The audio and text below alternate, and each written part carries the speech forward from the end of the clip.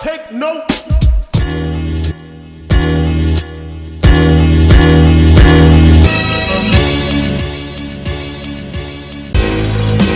Big Beach!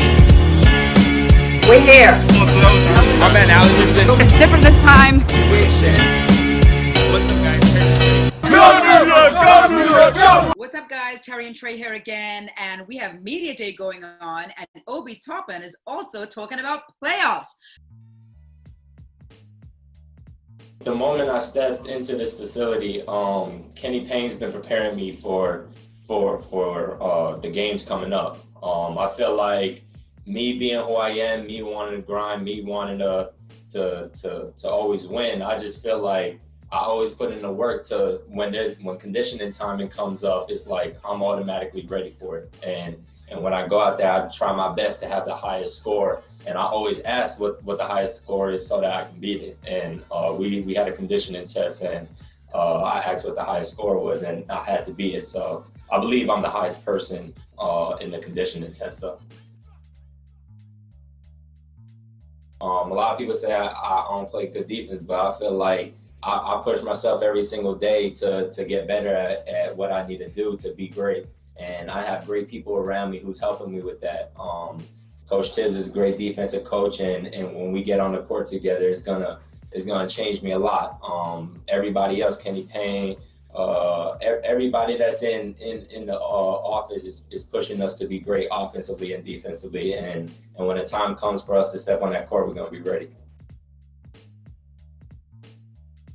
It's definitely a blessing that people are saying that, but at the end of the day, I take it day by day. I gotta get better every single day, as well as our team gotta get better every single day, and we're pushing each other to do great every day, so that when the time comes when we have to step foot in between those lines against a different opponent, we're gonna be ready. So hopefully at the end of the day, like I achieve all those goals, but I'm not gonna be able to do it without the guys around me. So.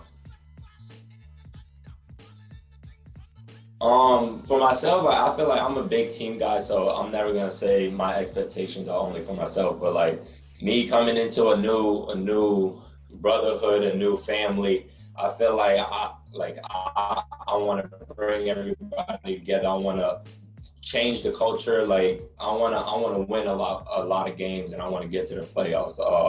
Like I feel like with the group of guys that we have now and the coaching status that we have now, like everybody's gonna push each other every single day to be great and to win a lot of games. Like we want to make these fans happy, and we want to put on a show for them. So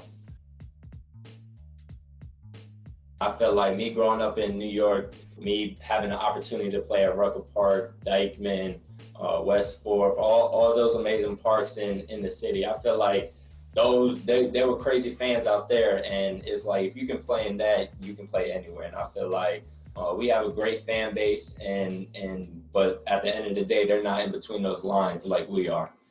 We have teammates that work and grind every single day, and a coaching staff that's pushing us every single day to be great. And I feel like at the end of the day, we just got to worry about ourselves and worry about our team and do everything we can to help the team win. So. Obviously, and I know you know this, and you've been saying it, Media Day, we're going to hear all the beautiful things that they want us to hear. But there's a bit of an edge to it this year. I can't describe it. What are your thoughts on Obi? I mean, I loved everything I heard from him. Well, I do like his energy. I like all the interviews I've seen with him so far. He's extremely respectful. Everything is yes, ma'am, and yes, sir. So much so that Monica McNutt actually had to ask him to not call her ma'am. And as a woman who's about to be 50, yeah, we don't want young guys calling us ma'am. We don't like that. The comment section is going to be like 50. How is that possible? Good energy. He wants to work really hard. He knows his faults. He knows that he has to work on his defense. He's looking forward to working with Coach Tibbs. He knows he's a great people person. He knows how to handle New York. Yeah. He's played in all the famous parks across New York. West Fourth, Rucker. I would have to say this. Being a real New Yorker, right? And like knowing that, I just feel like even dealing with the media, knowing what the Knicks means, there's that extra layer of like, okay, I know what this is. We always say, right? Like guys who play for the Knicks gotta kind of know what it means to play for the Knicks is gonna give them that extra push. Right. Also, his dad, playing street ball is gonna have almost kind of like a harder mentality when it comes to playing basketball. So maybe he's got some of that grit and grime in him as well. I don't know how long he actually lived in New York, to be honest. Yeah. But he definitely feels like he feels like he said he's coming home and he's representing his city and he wants to put New York back on the map. But this again is what everyone that comes to New York says. Of course. I mean, look, for Obi specifically, he's 22 years old. He's a rookie. So I almost don't hold him to those standards of like free agents who just come here and say whatever, because I think he's being fully genuine. IQ Quickley, who we're going to talk about as well, said Obi texted him after the draft and said, let's turn this around on some we got to change. And now, listen, don't get me wrong. The rookies that come here do say things, but that's it's a 22-year-old guy. And they even asked him about his age and what he thinks it means for him. And if he could win Rookie of the Year, and then there were questions about the defense, I thought he handled them all well. But it definitely feels like, one, he's a crazy worker. Also, his physical ability seems off the charts. They talked about the conditioning drill, and apparently he's been breaking these records. So actually, talking about breaking the records, he actually sets out to break the record. He said that he actually finds out what was the highest score, and then his goal is to beat that score. Right, so Kenny Payne has them running, whatever drills they're running and timing it, and he's beating it. He's already getting mentally prepared for the season. You see how big Kenny Payne is? And the reason I'm going to bring this up, is you compare Kenny Payne to other coaches, assistant coaches in his role years before. You never heard players talk about any assistant coach at this level. They talk about Kenny Payne like he's the second head coach. They're like, I'm working with KP. So it's very clear. Absolutely. Yeah, it's very clear for the big men, for the Kentucky guys, for the franchise. Kenny Payne is that guy you're going to see when you go into the gym, and you're going to have to figure out, what are we doing today? Tibbs is going to be maybe more of like the X's and O's, which is good because I feel like sometimes you need that division, So, Kenny Payne's a big member. He's the big man guy. Yeah, the way that they're talking about Kenny Payne is the same way they're talking about Tibbs, if you ask me. Yeah. You're right. KP's there. You keep saying KP. I'm like, wait, don't do that. It's a trigger. Because we banished the old KP, and a few years back, I said, new KP in town. This is him, Kenny Payne. I came to bring the pain, hardcore from the brain. Let's go inside my astral plane. Immanuel Quickley. Again, I'm excited to see this guy on the court. For me, myself, I feel like my game's unique, but just looking at different players that have had success, I look at CJ McCollum, Lou Williams, defensively, Avery Bradley. I feel like, those guys can play on and off the ball, create, shoot, and really just, help the team in a multitude of ways, offensively and defensively. So looking at guys like that.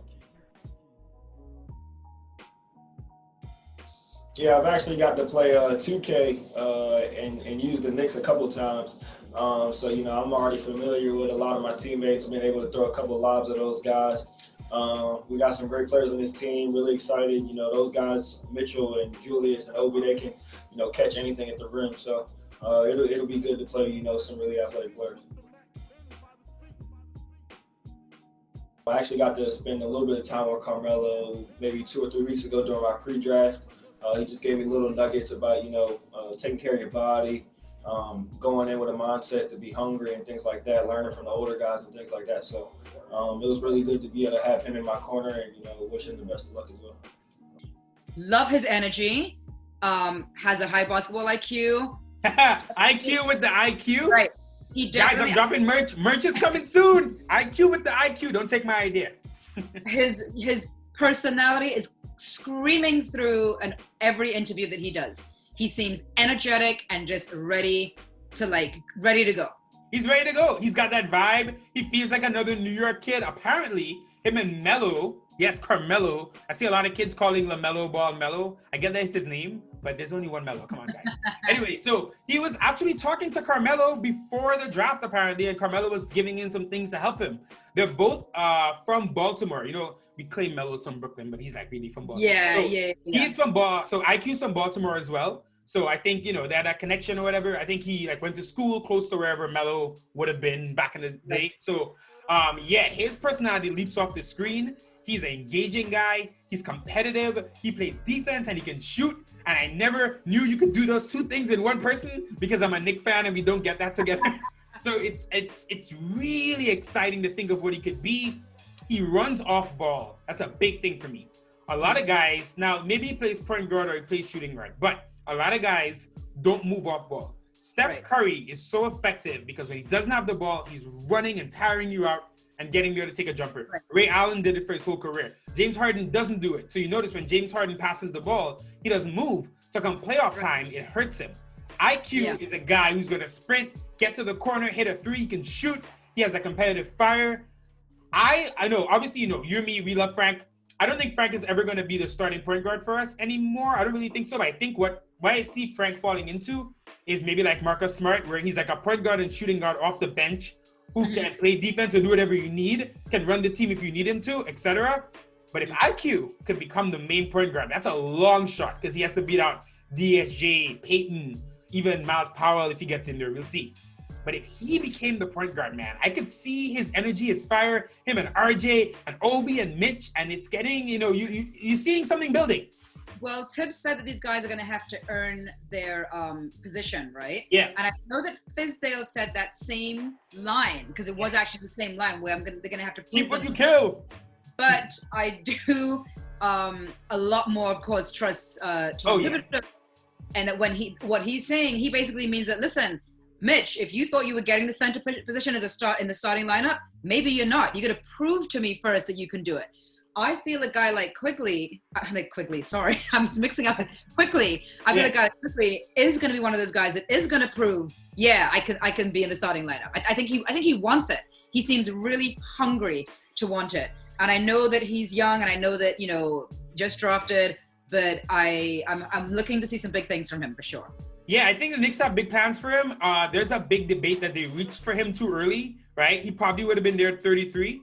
They got him at what was it, 25 in the end after the trade. Yeah. So he is someone that felt to me like Kenny. Obviously, this is 99% Kenny Payne. Right. I think the Knicks obviously looked at his profile, saw they got a shooter and a defender at the point guard, shooting guard spot. We need shooting all the time. So they're like, okay, this guy looks good. But also Kenny Payne, knowing him, I think Kenny Payne was kind of like, listen, I know we got other guys that are ranked higher or mocked higher. And he even spoke about the mocks. Remember, quickly, they asked him about the mock drafts. And he was like, nah. He's like, that's what people say. He's like, I know it's not. And he even was very mature about how he answered it. So I kind of feel like, because every year in the draft, there are these gems that no one were expecting. No one thought was going to be this good. And I'm seeing talk about him being one of those gems. Yep. I see Kenny Payne being like, okay, listen, I was at Kentucky. Quickley was not the star. But guys, I've seen this kid in practice. I know his demeanor. He's going to be better at the NBA level if we get him in and work on him and do all that stuff. So I really, really like Quickley, man. I want to see what he does, how he plays. I love the shooting. The thing is, it's weird because I like his personality and like his vibe. But then what he does is literally something we've been trying to find for years, right? Frank plays really good defense at the one, but his shooting has been inconsistent. Dennis Jr. and Alfred can't shoot at all.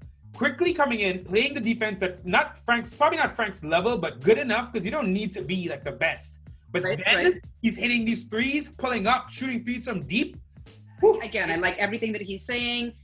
What I've seen from him, just in the little bit of college footage that I've seen, not like a whole lot, but I think he's going to shine. I definitely think he's going to shine this year. Yeah, he feels like it. He feels like it. So the Knicks, Bondi tweeted out, we kind of have the first game, December 23rd against the Pacers. Ooh. It's cool because Christmas Knicks is going to be, it's not really Christmas Knicks, but you know what I mean? Just the season at Knicks basketball, it's been a tough year for everyone. I hope everyone's doing well out there. I'm sure you guys have been affected by it. So hopefully, it could cheer us up to end the year on a high. So I'm excited for that. And next week, Friday, is preseason. So we are, basically 8 days away from the first game. And then we get to see what the starting line's going to be, the rotation. So the media day, just a primer. We got so much more coming. Ian Begley, I want to shout him out because every person that he spoke to through media day, his first thing that he said to them, outside of, thanks for being here, was he hopes that they're well and that their family is well. And he really was like that when we met him too, like seemed to be genuinely concerned because yes, we're here for basketball. Yes, it's media day, but he was also like, hey, listen, the world was affected by something this year. And he wanted to sort of make sure, hey, thanks for being here. Hope your family's okay.